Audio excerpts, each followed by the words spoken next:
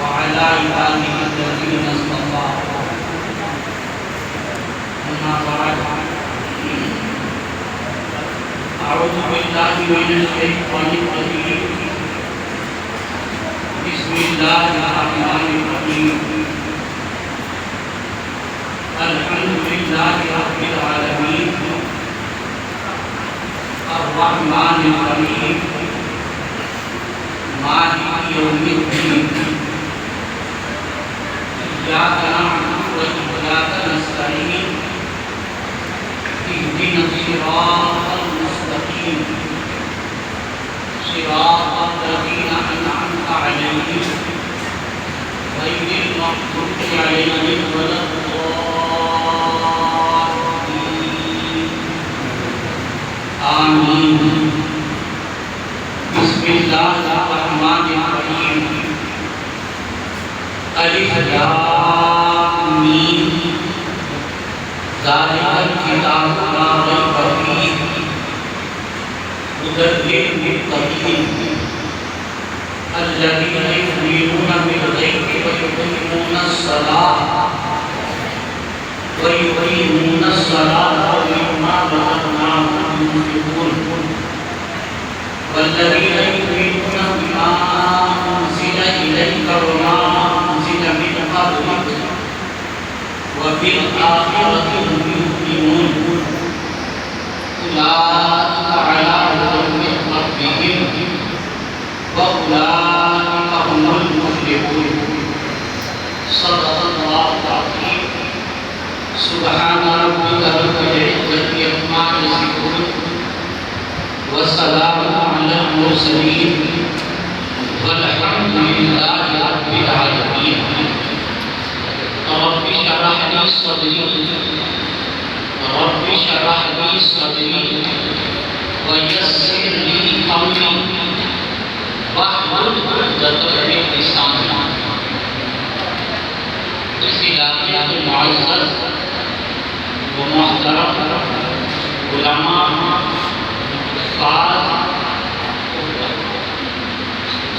میرے کو نوجوان ساتھیوں اور پیارے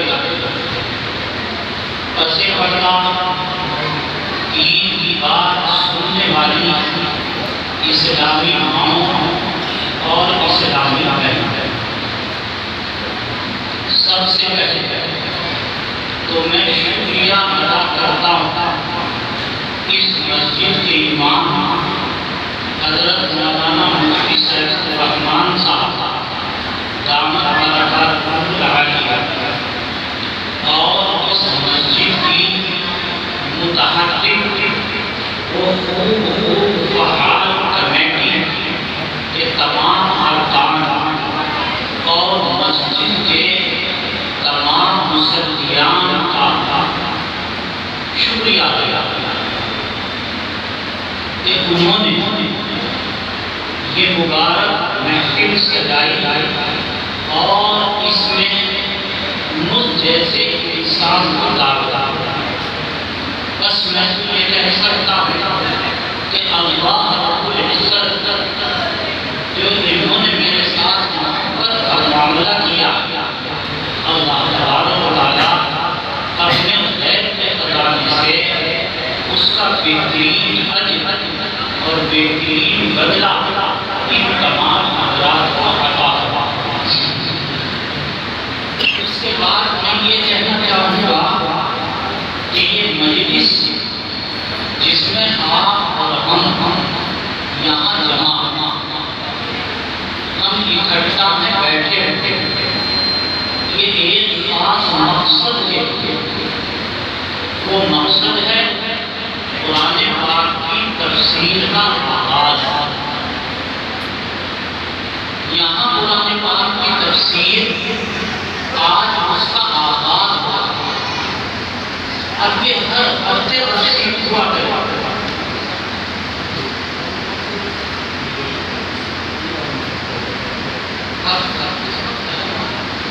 تو پیر کے دن اور منگل کے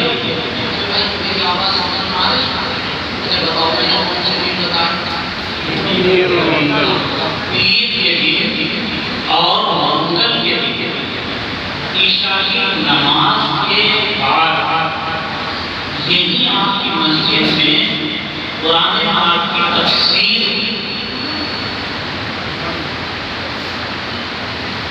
اللہ تعالیٰ قبول فرمائے.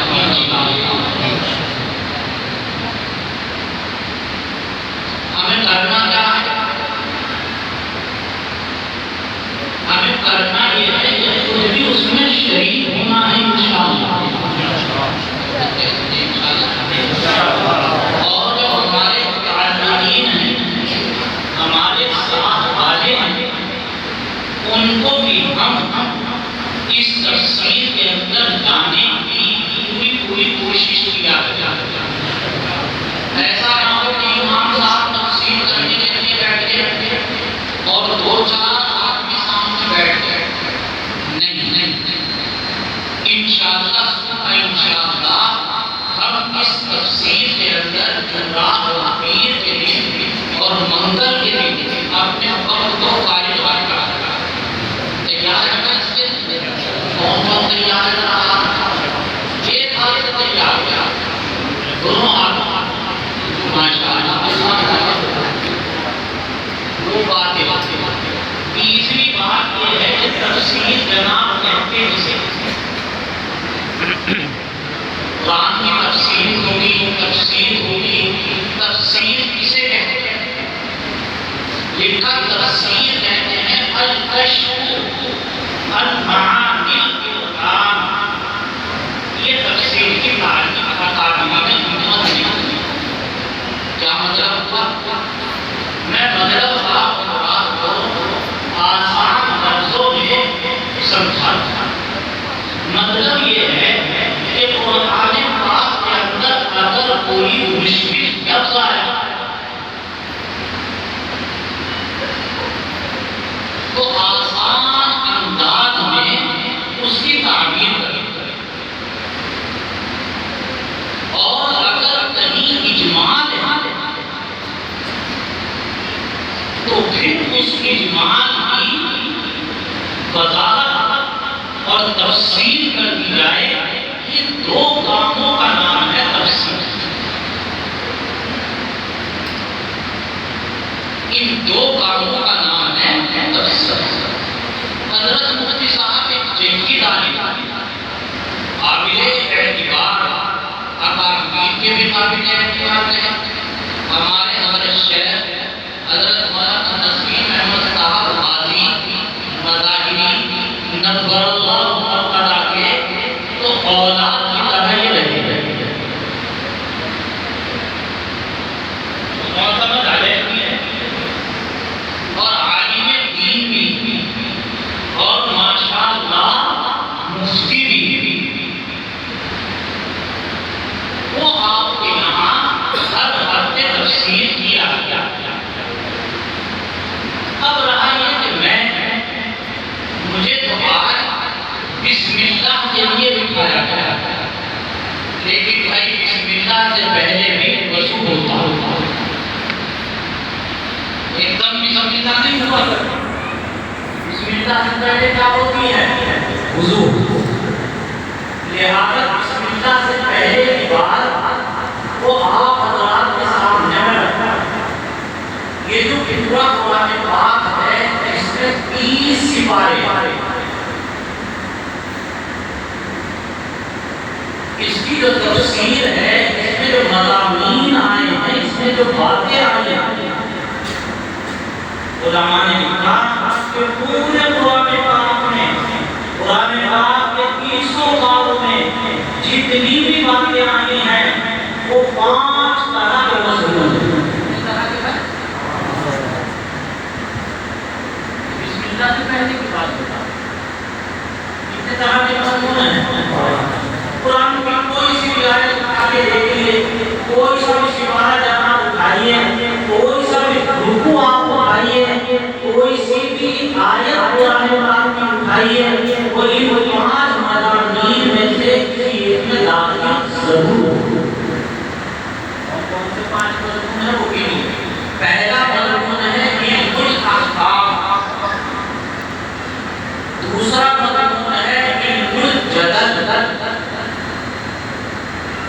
تیسرا مضمون ہے تذکیر بآلات اللہ، چوتھا مضمون ہے تذکیر بأجزاء اللہ، اور پانچواں مضمون ہے تذکیر بالموت وما بعدہ۔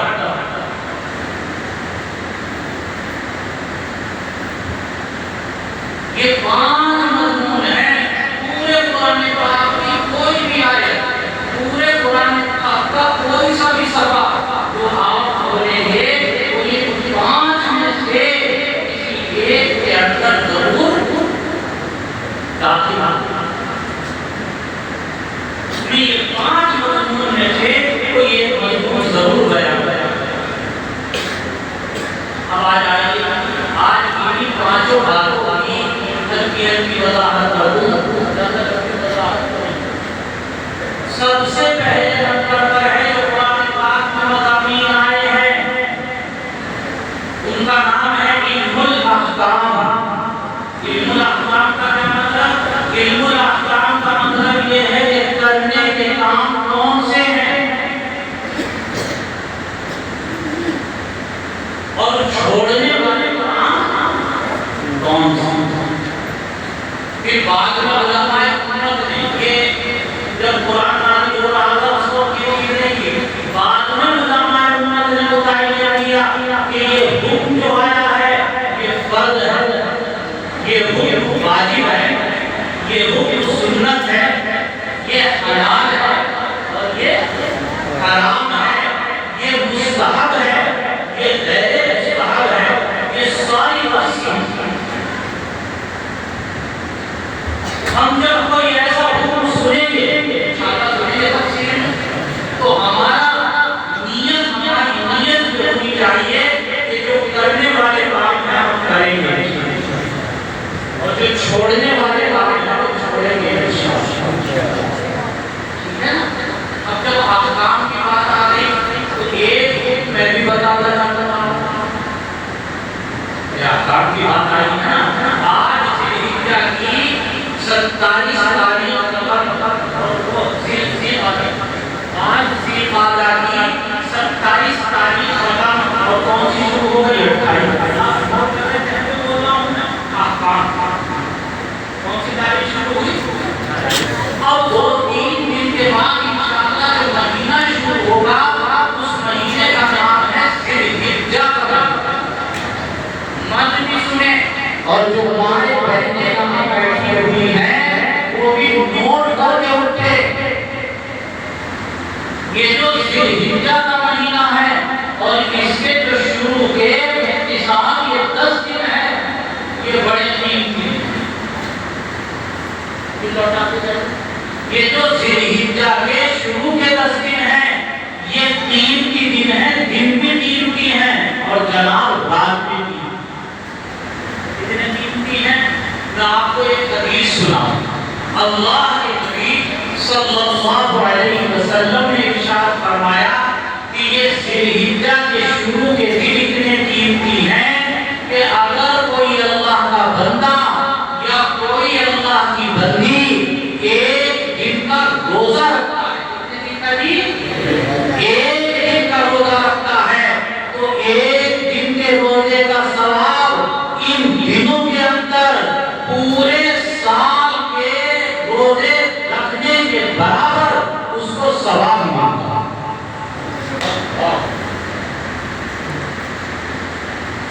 ارے حکمت مانا مدد خدا والے بیٹھے ہیں، تہیہ کریں کہ انشاءاللہ ہفتے شروع کے 10 دنوں میں کچھ نہ کچھ روزے رکھتے ہیں انشاءاللہ۔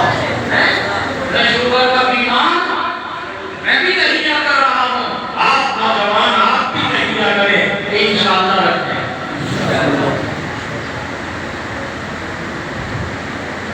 ابھی بات سنیں تو آجل میں سنیں، یہ حدیث یہ ہے میرے آقا علیہ السلام والتسلیم نے ارشاد فرمایا کہ ایک رات کی عبادت ذوالحجہ کے 10 دنوں میں، ذوالحجہ کے ایک رات کی عبادت کا ثواب، حدیث سن رہے ہو؟ ایک رات کی عبادت کا ثواب شب قدر کی عبادت کے برابر۔ یعنی اگر کوئی ایک آدمی ایک رات عبادت کرتا ہے تو اس کو ثواب کتنا ملے گا بھائی؟ جیسے شب قدر میں ثواب ملے گا۔ تو تہیہ کریں کہ جب ذی الحجہ کا مہینہ شروع ہوگا مغرب کی نماز پڑھیں گے انشاءاللہ، عشاء کی نماز باجماعت پڑھیں گے انشاءاللہ، عشاء کے بعد سنتیں پڑھیں گے، فطر پڑھیں گے، اور فطروں کے بعد جتنی اللہ توفیق دے گا ضرور نفلیں بھی پڑھا کریں گے انشاءاللہ۔ تیار ہے میں؟ تو پہلا جو مضمون قرآن پاک میں آیا ہے اس کا نام ہے علم الاحکام۔ تو احکام کی مناسبت سے مجھے ایک بات یاد آ گئی۔ اچھا ایک اور بات بتا دوں، علم الاحکام کے اعتبار سے ہماری رہنے کی سن رہی ہے تو ذرا نوٹ کریں میری بات کو۔ ایک حکم ہمیں شریعت میں یہ دیا گیا، یہ بھی دین کا کام ہے، شریعت کا حکم ہے کہ جب ذی الحجہ کا چاند نظر آ جائے تو اپنے ناخن نہیں کاٹنے اور اپنے بال نہیں کاٹنے انشاءاللہ۔ نہیں کاٹنے بھائی جب تک قربانی نہ کر دے، جب تک جانا کریں، جب تک جانا کریں، جب قربانی کاٹیں پھر اس کے بعد بھی انشاءاللہ ناخن بھی کاٹیں گے اور پھر اس کے بعد انشاءاللہ کیا کریں گے؟ بال بھی بنوائیں گے انشاءاللہ۔ یہ فائدہ کیا ملے گا؟ فائدہ یہ ملے گا کہ جو حاجی وہاں گئے ہوتے ہیں نا، جب وہ احرام پہن لیتے ہیں تو وہ بھی بال نہیں کٹواتے، وہ بھی ناخن نہیں کٹواتے۔ اب مجھے ایک بات بتائیے، کیا سارا مراد آباد حج کے لیے جا سکتا ہے؟ توجہ تو میری بات پر مائیں بہنیں بھی ہیں وہ بھی توجہ دے۔ کیا سارے مراد آباد کے مرد بالغ عورتیں حج کے لیے جا سکتی ہیں؟ سوال ہی پیدا نہیں۔ تو اللہ تبارک و تعالیٰ کی رحمت جوش میں آئی اور اس نے یہ کہا کہ تم حاجیوں کے ساتھ کچھ مشابہت اختیار کر لو۔ جب مشابہت اختیار کرو گے تو جو نعمتیں اور جو رحمتیں حاجیوں پر نازل ہوگی رب کعبہ کی قسم وہ یہاں رہنے والوں کو بھی ملے گی انشاءاللہ۔ تیرے حبیب کی یاد شفاعت لے کے آیا ہوں، حقیقت اس کو تو کر دے میں صورت دے کے آیا ہوں۔ میں نے حاجیوں جیسی صورت بنا لی، بال نہیں کٹوا، ناخن نہیں کٹوا، اے اللہ جو حاجیوں کو رحمت کو دے رہا ہے اس کا کچھ حصہ ہمیں بھی دے۔ اچھا دوسرا کیا ہے بھائی؟ دوسرا مضمون جو قرآن پاک میں آیا اس کا نام ہے علم الجلل۔ اللہ تبارک و تعالیٰ نے جو باطل فرقے ہیں قرآن پاک میں ان کی ترغیب دی، ان کے عقائد جو غلط عقائد، ان کی رسومات جو غلط رسومات تھی، قرآن پاک نے اس کی اصلاح کی ہے اور بتایا ہے کہ یہ چیزیں غلط ہیں۔ ایسے کتنے فرقے ہیں جن کی اصلاح قرآن پاک نے کی ہے؟ 4 فرقے، یاد رکھیں۔ کون کون سے؟ نمبر 1 مشرکین، نمبر 2 یہود، نمبر 3 نصارہ عیسائی، اور نمبر 4 منافقین۔ یاد رکھنے کی باتیں ہیں جن کے غلط عقائد، جن کی غلط رسومات کی قرآن پاک کی اصلاح کی ہے، وہ صرف 4 فرقے ہیں۔ نمبر 1 مشرکین، نمبر 2 یہود، نمبر 3 نصارہ یعنی عیسائی، اور نمبر 4 منافقین۔ یہ ذرا سا مضمون میں پھیلا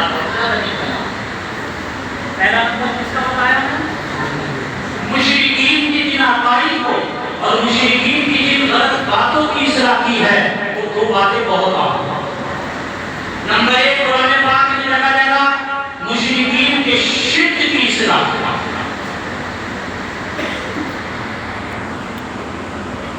ان کی جو بہت بڑی بیماری تھی اس بیماری کا نام تھا شرک۔ شرک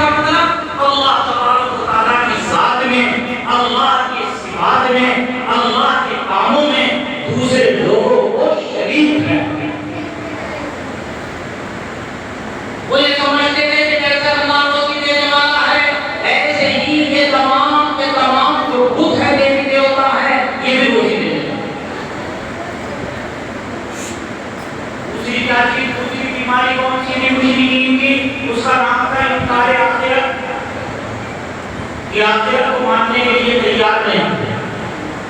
یعنی مشرکین کے گلے میں ایک ہڈی لپٹی ہوئی تھی جو نیچے کو نہیں کھسک رہی. پتا ہے وہ ہڈی کیا تھی؟ وہ ہڈی یہ تھی کہ مرنے کے بعد دوبارہ زندہ ہو جائیں گے. ان کی یہ بات سمجھ میں نہیں آئی. قرآن پاک نے جگہ جگہ اس کو مثال دے کر بتائی کر سمجھایا ہے کہ مرنے کے بعد دوبارہ زندہ ہوگا. کیسے سمجھایا؟ قرآن پاک نے کہا کہ دیکھو زمین کے اوپر تم غور کرو. مئی جون کا مہینہ ہوتا ہے. مئی جون میں جو دھوئیں چلتی ہیں اور مئی جون کے اندر جو بارش ہوتی ہے اس کی وجہ سے زمین بالکل سپاٹ دور دور تک اس پہ کچھ دکھائی نہیں. پھر جب برسات کا موسم ہوتا ہے اور برسات کا پانی پڑنا شروع ہوتا ہے تو جو زمین بالکل سپاٹ تھی دیکھتے ہی دیکھتے اس کے اوپر گھاس اگتی ہے. ہرے ہرے درخت اگتے ہیں. ہری ہری گھاس اگتی ہے. یہ کہاں سے آئی؟ زمین سے. اللہ رب العزت ہر سال یہ کام کرا رہا ہے تاکہ انسان سمجھے اور دیکھ لے کہ جو رب زمین سے گھاس کو اگا رہا ہے ایک دن مرنے کے بعد مردوں کو بھی اسی طریقے سے زمین سے اٹھا کر میرا رب کھڑا کرا.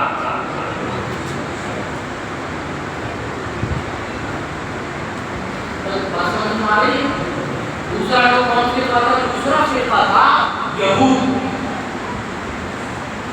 یہود کے بارے میں کچھ تفصیل زیادہ کا مطلب یہ نہیں ہے ایک گھنٹہ کچھ زیادہ کیوں کروں گا زیادہ؟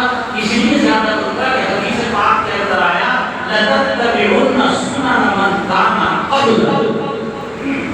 اللہ کے نبی علیہ السلام نے فرمایا کہ یہود کے علماء میں اور یہود کے عوام میں جتنی بیماریاں اور جتنے عیوب اور جتنی خرابیاں تھیں وہ ساری کی ساری خرابی میری امت میں بھی پیدا ہوئی.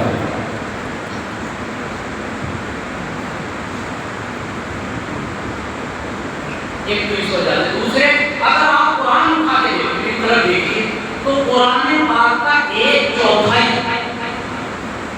قرآن کے کتنے حصے کا اس کا ایک چوتھائی حصہ وہ ہے کہ یہود بنو اسرائیل حضرت موسیٰ اور ان کی قوم کے ذکر سے بھرا. تو کم سے کم میں مسلمان ہوں. قرآن میری کتاب ہے. مجھے کچھ دیر بیٹھ کے غور کرنا تھا کہ قرآن کے چوتھائی حصے میں اللہ تبارک و تعالیٰ نے یہودیوں کے حالات کو اور ان کی باتوں کو اتنی تفصیل سے کیوں بیان کیا؟ میں بھی کچھ تفصیل کروں. یہودیوں کی جو بیماری قرآن پاک نے بتائی ان میں سے سب سے پہلی جو بیماری ہے اس کا نام ہے تحریف. دوسری بیماری جو قرآن پاک نے بتائی ہے اس کا نام ہے تکذیب الرسل. تیسری بیماری جو قرآن پاک نے بتائی ہے اس کا نام ہے قتل انبیاء والصلحاء. فَفَرِيقًا كَذَّبْتُمْ وَفَرِيقًا کتنی بیماری ہو گئی؟ چوتھے نمبر کی بیماری جو قرآن پاک نے بتائی اس کا نام ہے کتمان علم کتمان حق. پانچویں نمبر کی بیماری جو قرآن پاک نے بتائی اس کا نام ہے ابتداع.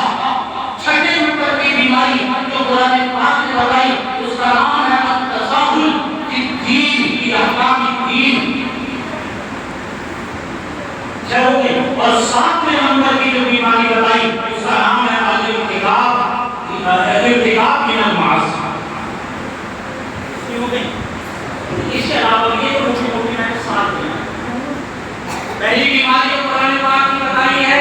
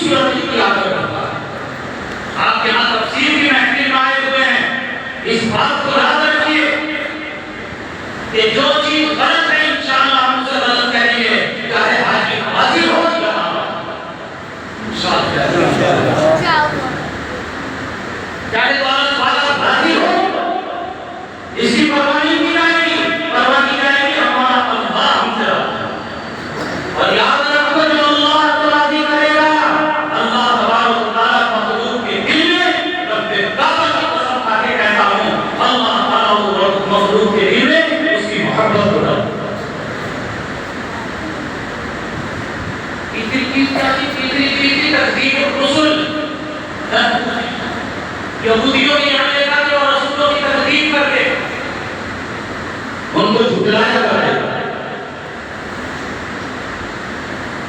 اور تیسری چیز رسولوں کا بھی انہوں نے قتل کیا اور صلحاء کو بھی قتل کیا، لیکن ایک پر قتل نہیں کیا بلکہ پہلے انہیں ستایا اور پھر ان کو یہ دونوں چیز آپ کی پہلے تو میں نے عوام کے اوپر دیکھی ان کے عوام کے اندر بیماری یہ تھی کہ وہ انبیاء کی تکذیب کرتے تھے۔ آج دنیا کے اندر انبیاء تو نہیں ہیں، ہمارے آقا علیہ السلام خاتم الانبیاء نبی کا سلسلہ پر ختم ہو چکا لیکن وارثین انبیاء الحمدللہ موجود ہیں۔ صحابہ یہ وارثین انبیاء ہیں، تابعین یہ وارثین انبیاء ہیں، تبع تابعین یہ وارثین انبیاء ہیں، محدثین یہ وارثین انبیاء ہیں، امام اعظم ابو حنیفہ یہ وارثین انبیاء ہیں، امام شافعی احمد بن حنبل مالک یہ سب کے سب وارثین انبیاء ہیں۔ ہمارے علماء اکابرین اولیاء کرام خدا پاک کی قسم یہ سب کے سب وارثین انبیاء ہیں۔ یہود نے انبیاء کی تکذیب کی ان کو پتہ رہا۔ آج ہمارے بدبختی کی بات یہ ہے ایک فساد پیدا ہوتا چلا جا رہا ہے کہ جناب ہمارے نوجوان کلمہ پڑھنے والے ہیں، جو اپنے آپ کو مسلمان کہلانے والے ہیں، صحابہ کرام پر سلام چلا دیا، صحابہ کے اوپر زبان چلا دیا کرتے ہیں اور یہ نظام کے خلاف باتیں کرتے ہیں۔ حضرت امام اعظم ابو حنیفہ رحمۃ اللہ علیہ کے خلاف اپنی زبان کھولتے ہیں۔ سیکھ کے کہاں سے آیا ہے؟ کسی کتاب میں پڑھ رہے ہو؟ ہمارا تاریخ میں لکھا ہوا ہے، وہ تاریخ میں لکھا ہے اور ہمارے لیے سب سے اہم کتاب اللہ کی کتاب قرآن پاک۔ تاریخ کے اندر گولمال ہے، قرآن پاک ہر چیز ہے، نہیں مانتے تاریخ میں گولمال ہے اور قرآن پاک ہر عیب سے پاک ہے، محفوظ ہے۔ قرآن پاک نے صحابہ کے بارے میں بتا دیا رضی اللہ عنہ، اللہ ان سے آتی اور اللہ سے آتی۔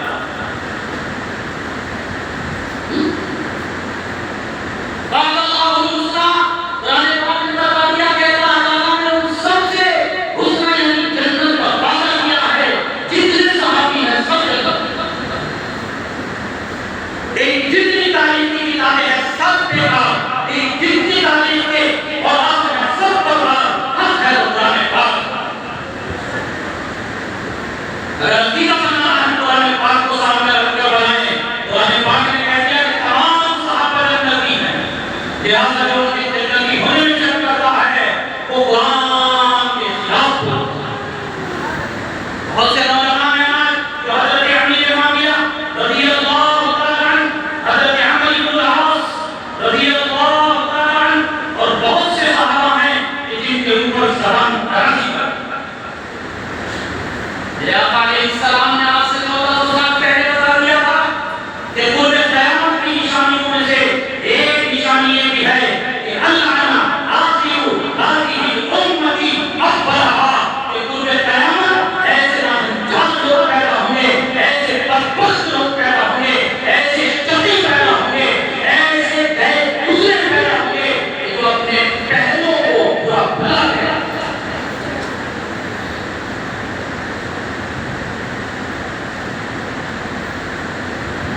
لیکن نوجوان یہ سمجھتے ہیں کہ ہم امیر معاویہ کو پورا کہہ کے دین کا کام کر رہے ہیں، دین کا کام نہیں، وہ قرآن کے خلاف کام کر رہے ہیں۔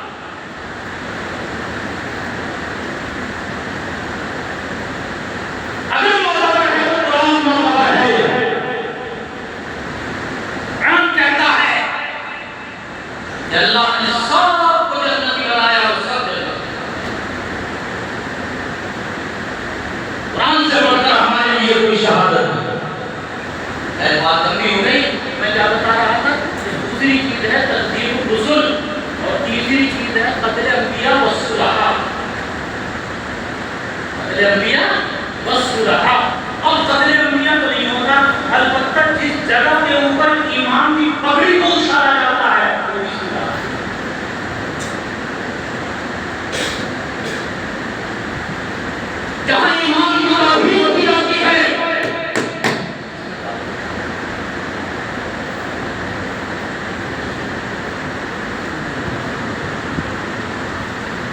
بات بہت لمبی چلی جا رہی ہے، تو آپ یہ کہہ رہے ہیں کہ ٹائم کو کے ساتھ ہو رہا ہے. 3 چیزیں ہو گئی. چوتھی چیز کیا ہے؟ چوتھی چیز کیا ہے؟ کتمان چھپایا. 5ویں چیز کیا ہے؟ ابتدا.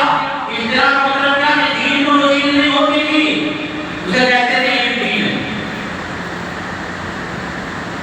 دین میں وہ چیز نہیں ہوتی تھی کہتے تھے یہ بھی کیا ہے؟ دین ہے. اس کے بغیر کام پورا نہیں ہوگا. جب تک پڑھنا نہیں ہوگا شادی نہیں ہوگی. یہ ابتدا. اور اس سے نمونہ پہ کہا نلنا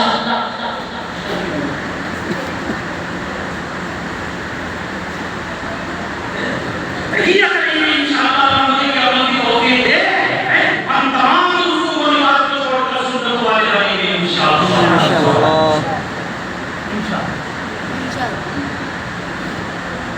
یہ بہت بول گیا اس کے اوپر. تیسرا فرقہ لیجیے. تیسرا فرقہ کون ہے؟ نصارہ. نصارہ کی کون سے تھے؟ نصارہ کا ایک ہے برخ کرنا. وہ خطرناک تو ہے بھی تھا.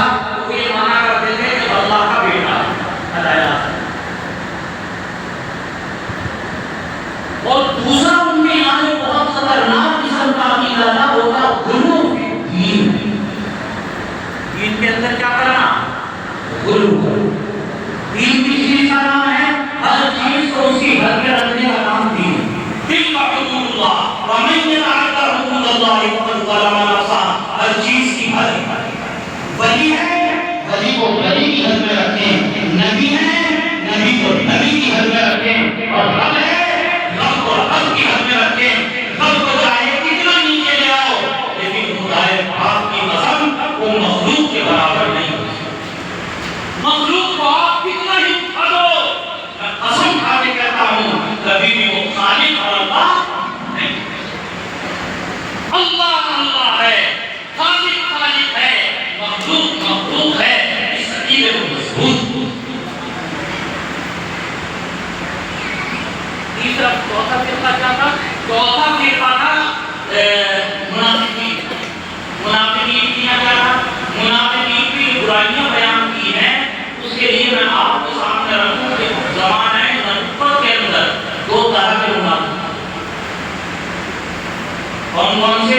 ایک تو منافق تھے جن کو منافق کہنا چاہیے ایمانی منافق. اور دوسرے تھے عملی منافق. ایمانی منافق کون تھے؟ ایمانی منافق وہ تھے جو دل کے اندر اپنے کفر کو چھپائے ہوئے لیکن مسئلہ عدم مسلمانوں کے ساتھ کلمہ پڑھ کے شامل ہو گئے کہ میں اندر سے پکے کافر. یہ کون سے والے منافق ہیں؟ ان کے لیے قرآن پاک آیا ان المنافقین فی الدرک الاسفل من النار. کہ یہ جہنم میں سب سے نیچے طبقے میں ڈالے گا. ایک تو یہ منافق تھے. ایک اور دوسرے منافق تھے. وہ دوسرے منافق تھے منافق عملی. منافق عملی کا کیا مطلب؟ منافق عملی کا مطلب یہ کہ عمل کے اندر سست تھے. منافق عملی کا کیا مطلب؟ عمل کے اندر کیا تھے؟ سست تھے. کبھی فجر کی نماز پڑھی کبھی بول کر دی.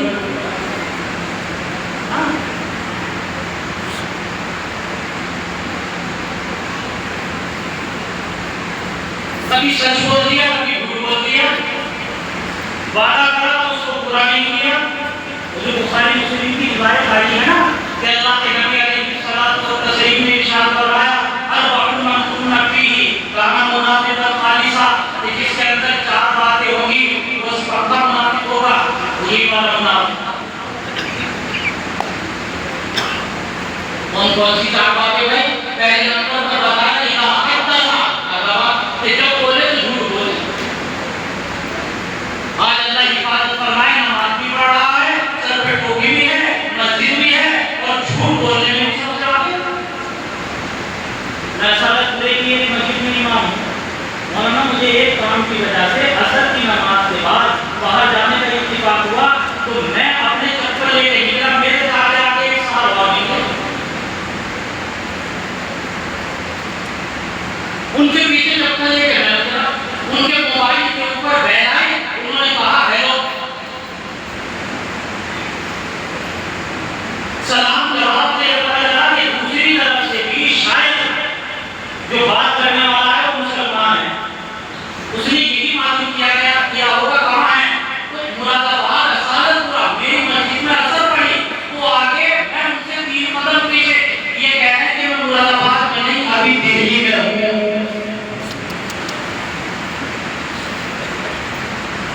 فرمایا منافق کی پہلی پہچان پہلی علامت یہ ہے اذا حدث کذب، جب بولے تو جھوٹ بولے.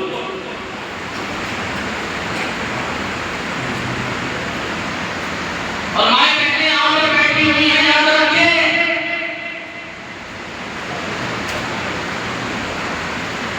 جیسے بہت ساری چیزوں میں بدبو ہوتی ہے. بریانی پکا کے رکھتی ہوں تو اڑد پکا کے رکھتی ہے، گرم کرنا بھول گئی میری بھائی اور میری بہن، اس میں بدبو آ جاتی ہے، ایسی سڑین مارتا ہے کہ اللہ کی پناہ. اکابرین نے لکھا کہ جو آدمی جھوٹ بولتا ہے، جو عورت جھوٹ بولتی ہے، اس کے منہ سے بھی ایک سڑین ہے. اللہ مجھے آپ کو مقصد کو عمل کرتی ہے. آپ کہیں گے دوسری علامت کیا؟ دوسری علامت یہ ہے کہ اذا وعدہ خلف، کہ جب وعدہ کرے تو وعدے کو توڑ دو. وعدے کی کوئی اہمیت نہیں، یہ ایمان والے کی علامت نہیں ہے. مسجد سیدنا عباس کے مصلی ہو، یہ منافق کی علامت ہے. ایمان والا زبان کا پکا ہوتا ہے.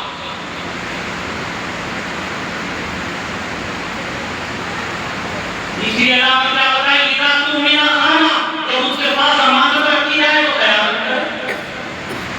ویسے تو چھپا بھی ہے، کالی بھی ہے، ٹوپی بھی ہے، سب کچھ ہے، لیکن امانت دور کرنی نہیں. اور چوتھی علامت کو عجیب و غریب بتا دی، کہا اذا خاصم فجر، کہ جب لڑائی ہو تو گالیاں بکتا ہے. جو لڑائی میں گالی بکے وہ منافق ہے. اور سیدنا عباس مسجد کے مصلیوں میں غور کر کے بتاؤ، اگر موٹر سائیکل اسٹارٹ نہیں ہو رہی، موٹر سائیکل کو گالی بکے ہے تو انہیں کہاں ڈالے گا؟ جو ہاتھیوں کو گالی بکے وہ تو منافق، اور جو موٹر سائیکل کو گالی بکے، بکرے کو گالی بکے، بھینس کو گالی بکے.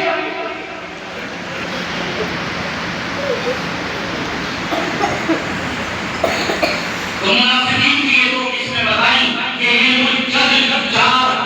پھرنے دیکھے کہ قرآن پاک میں ایسی ہے، آپ جب پورے قرآن کی تفسیر سنیں گے تو ان چار فرقوں کا ذکر جگہ جگہ. نمبر 3 تذکیر بیان اللہ. تذکیر بیان اللہ، اللہ تبارک و تعالیٰ نے اپنی نعمتیں جگہ جگہ دی ہیں. قرآن پاک میں جگہ جگہ اپنی نعمتوں کو ذکر کیا ہے. اور نعمتیں دو طرح کی ہوتی ہیں، نوٹ کریے. ایک نعمت اللہ کی ہوتی ہے انفسی، اور ایک نعمت ہوتی ہے آفات. اللہ تعالیٰ نے انفسی نعمتوں کا بھی ذکر کیا، اور اللہ نے کون سی نعمتوں کا ذکر کیا ہے؟ آفات کی نعمتوں کا. کتنی نعمتیں، کتنی نعمتیں. کہا کہ تعدوا نعمت اللہ لا تحصوها، کہ تم اگر اللہ کی نعمتوں کو گننے کے لیے بیٹھو تو ان کو شمار نہیں کر سکتے. یہ اللہ نے اپنی نعمتیں، آپ دیکھیں کہ قرآن پاک میں جگہ جگہ نعمتوں کو ذکر کیا. کیوں اللہ تعالیٰ جگہ جگہ اپنی نعمتوں کو ذکر کر رہے ہیں؟ ان فی خلق السماوات والارض واختلاف الليل والنهار والفلك التي تجري في البحر والفلك التي تجري في البحر بما ينفع الناس. یہ پوری کی پوری آیت ہے جس میں اللہ تبارک و تعالیٰ نے اپنی نعمتوں کو ذکر کیا. کیا کہا؟ ان فی خلق السماوات والارض، ہم نے آسمان بنایا، یہ نعمت بنانے والے اللہ کہہ رہے ہیں. ہم نے زمین بنائی، اس نعمت کو دینے والے ہم نے سمندر میں کشتیاں چلائی، ان کشتیوں کو چلانے والے یہ ساری نعمتیں ذکر کر کے اللہ یہ بتا رہا ہے کہ اللہ تعالیٰ نے اتنی نعمتیں بندے مجھے دی ہیں. دعا کیجیے. آپ اس طرف ایسے دیکھ رہے ہیں جیسے میں نے بہت کوئی عام بات کہی، بھائی اللہ نے تو آنکھیں دی ہیں، دعا کیجیے. اللہ نے تو ہاتھ دیے، درخواست لگائی، دعا کیجیے. اللہ نے تو کہہ دیے کہ جس وجہ سے بڑے ہو جاتے ہیں سب کیا کہتے ہیں سفارش کا کرائی تھی. اللہ تبارک و تعالیٰ نے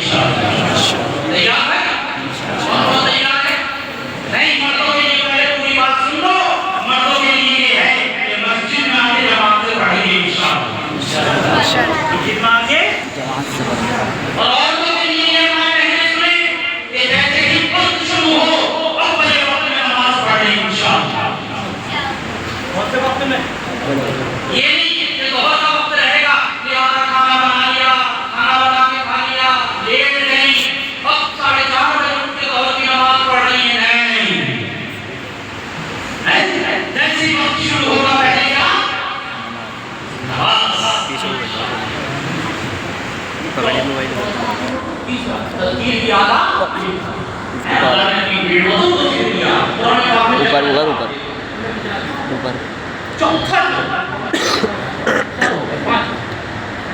گھڑی چل رہی ہے سوچ رہا ہوں کہ میری ترتیب غلط ہو گئی 500 پانچواں چوتھا تذکیر بھی ایام اللہ کا کیا مطلب ہے؟ اللہ تبارک و تعالیٰ نے اس قرآن پاک کے اندر پہلی قوم کا ذکر کیا. کسی کا ذکر ایک بار, کسی کا ذکر 2 بار اور کسی کا ذکر بار بار. خاص طور سے 6 قومیں. کتنی بھائی؟ 6. کتنی قومیں؟ 6. تفسیر کی بات ہے, سنیے غور سے.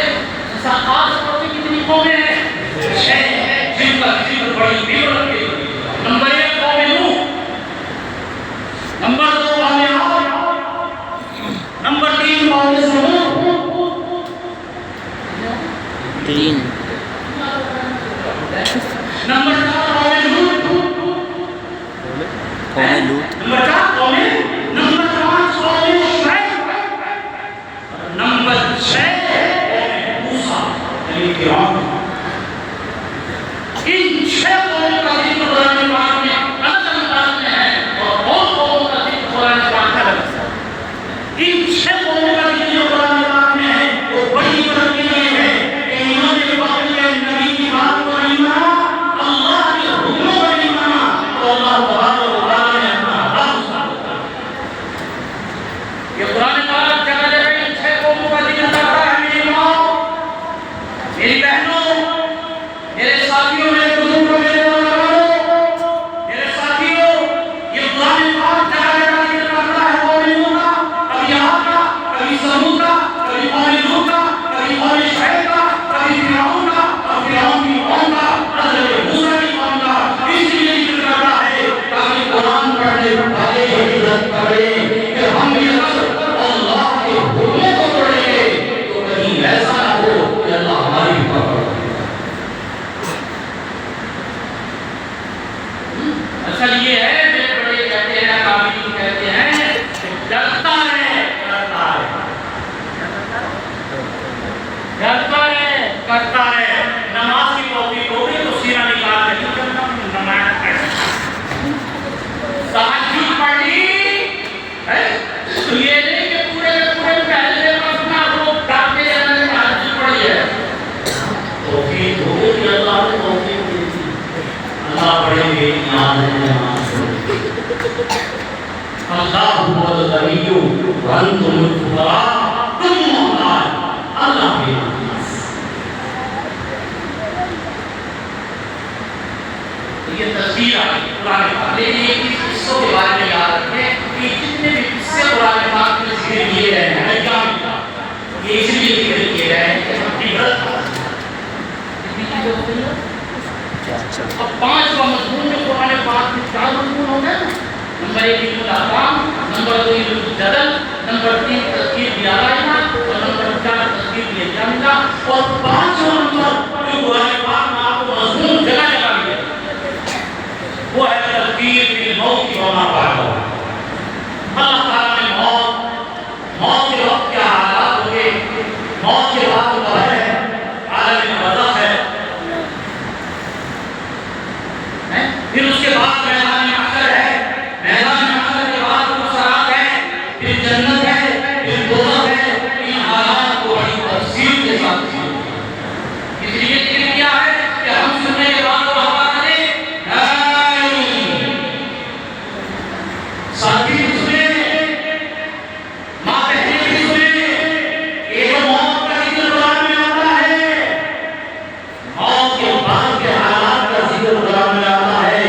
میری ماں, میری بہنوں, میرے نوجوانوں, یہ اس لیے آتا ہے کہ ہم دنیا کے اندر بہرے غافل نہ ہو جائیں بلکہ برابر موت کی تیاری کرتے جائیں. ایک دوسری بات اللہ کی یاد رکھو گے, موت کی تیاری کرنے کے لیے یہی دنیا ہے. یہی 50-60 سال کی عمر ہے, پھر نہیں, پھر وہ کیا ہوتا ہے.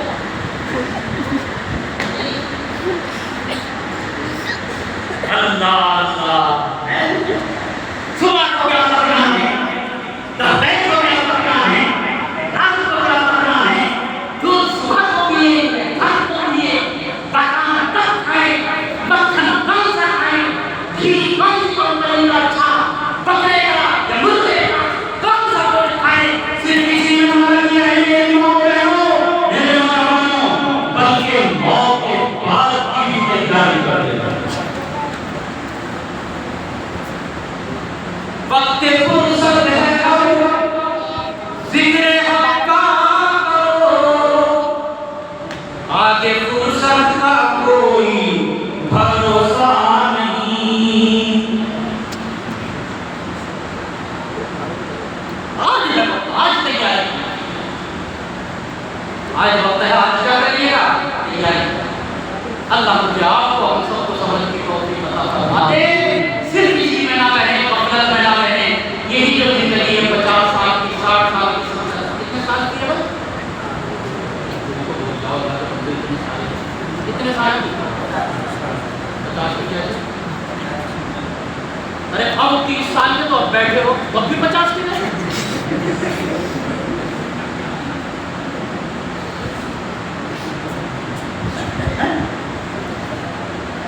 ہارون رشید کے دربار میں ایک اللہ والے تھے، وہ پہنچ گئے تو ہارون رشید نے ایک ڈنڈا ان کے ہاتھ میں دیا کہ جو سب سے بڑا بیوقوف ملے اسے دے دیں۔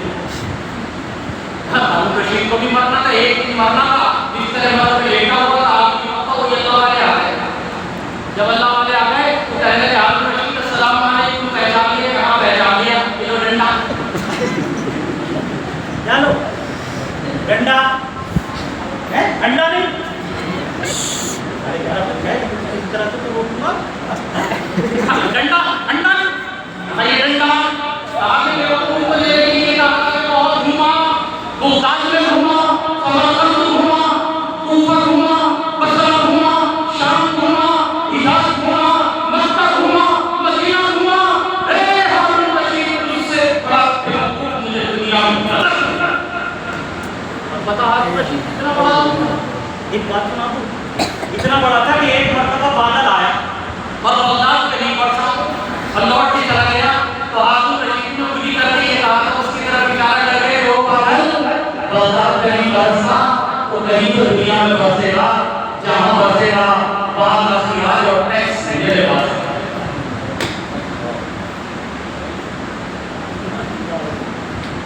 اس کے ہاتھ میں پکڑا دی، کہنے لگا کیسی مذاق کرتے ہو؟ ہارون رشید نے کہا یہ بتا ہارون رشید کبھی شکار کھیلنے کے لیے جب شکار کھیلنے کے لیے گیا تو کتنے جگہ پہلے پہنچے کو کہا کہ کتنے کمانڈو گئے کو کہا، کتنی فوجیں لگائی چاروں طرف کے خوب، کہ کتنے شکاری کتے لگائے تھے خوب، کہ وہاں کتنے دن ٹھہرنا تھا، یہ 10-5 دن۔ جب یہ بتا دے کہ کہاں جا رہا ہے ساتھ میں، تو وہاں کتنے جگہ بھیج دیے، کتنے کمانڈو بھیج دیے ہیں، کتنی تیاری کی۔ یہ سنا تھا کہ ہارون رشید کی آنکھوں میں جمع ہوا ہے، وہ کہنے لگے کہ جو سچ کہتا ہے سب سے بڑا بیوقوف اگر دنیا میں ہے تو ہارون رشید۔ وقت فرصت ہے ذکر حق کا کرو، آگے فرصت کا کوئی بھروسہ نہیں۔ ایمان کے ساتھ کتنے مضمون بتایا ہے؟ آپ پورے قرآن کو آگے دیکھیں گے تو قرآن کی ہر آیت ان 5 مضامین میں سے کسی ایک کے اندر شامل ہوگی۔ یہ میری چند باتیں تھیں، اب اس کے بعد میں بسم اللہ سے ہمارے شروع کریں گے۔ میں نے تو آپ کے سامنے بسم اللہ سے پہلے کی بات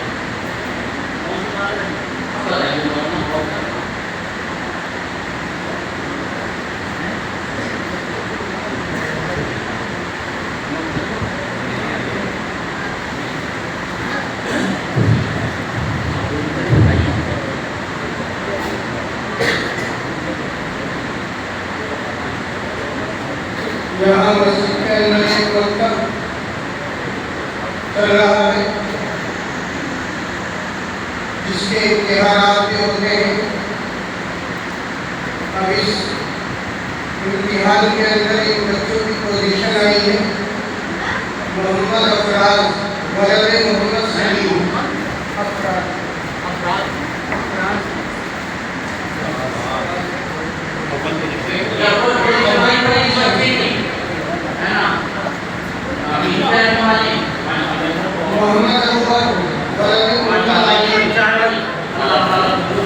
آمین محمد عالم دو پوزیشن یہ دوسری پوزیشن کیا نام ہے محمد ابو بکر یہ لو ایسی محنت کریں گے انشاءاللہ عمیرہ بنت شاہد دو پوزیشن تیسری پوزیشن آئی ہوئی